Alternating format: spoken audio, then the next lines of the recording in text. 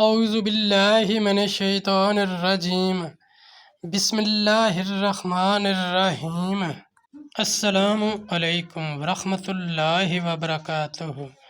طالب علم ساتھیوں، اس سے پہلے والی ویڈیو میں ہم نے سورہ بقرہ کی آیت نمبر 277 اور 278 کا ترجمہ اور تفسیر پڑھی۔ اس ویڈیو میں ہم پارہ نمبر 3 سورہ بقرہ کی آیت نمبر 279 اور 280 کا ترجمہ، تفسیر، عربی، شان نزول پڑھیں گے اور قرآن کی روشنی میں اہم دینی مسائل بھی سیکھیں گے۔ لنک میں نے اس ویڈیو کے ڈسکرپشن میں شیئر کر دیا ہے۔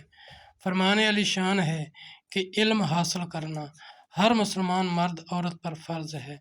اے اللہ ہمارے علم میں اضافہ فرما، آمین۔ آیت نمبر 279۔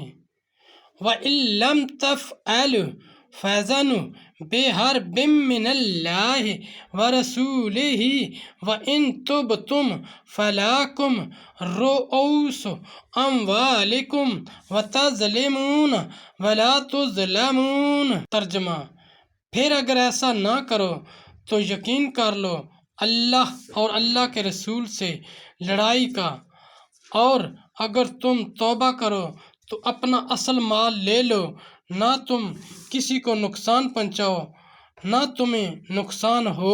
آیت نمبر 280۔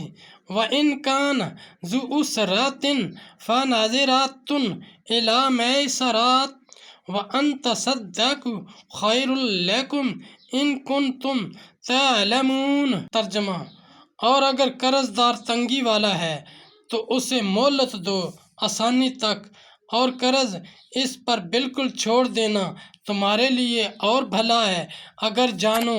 تفسیر: یہ وعید و تحدید میں مبالغہ و تشدید ہے۔ کس کی مجال کہ اللہ اور اس کے رسول سے لڑائی کا تصور بھی کرے۔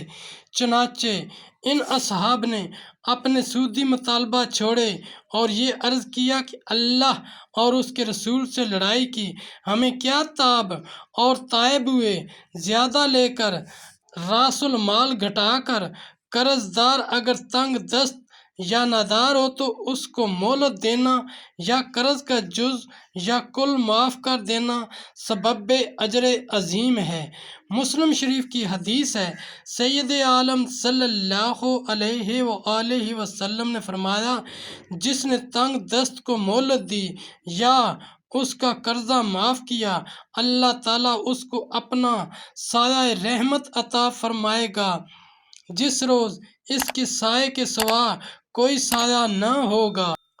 ساتھیو، ہم نے قرآنی تعلیمات کو دنیا کے کونے کونے میں پہنچانا ہے، اس لیے آپ بھی لائک کیجئے، شیئر کیجئے، اپنے دوستوں اور اپنی فیملی کو میرا چینل قرآن ود ایڈیپیڈیا سبسکرائب کرنے کی دعوت دیجئے اور گھنٹی بجانا نہ بھولنا، تاکہ اگلی ویڈیو کا نوٹیفیکیشن آپ کو وقت پہ مل سکے۔ اللہ کریم ہم سب کی نیک اور جائز حاجات پوری فرمائے، آمین یا رب العالمین۔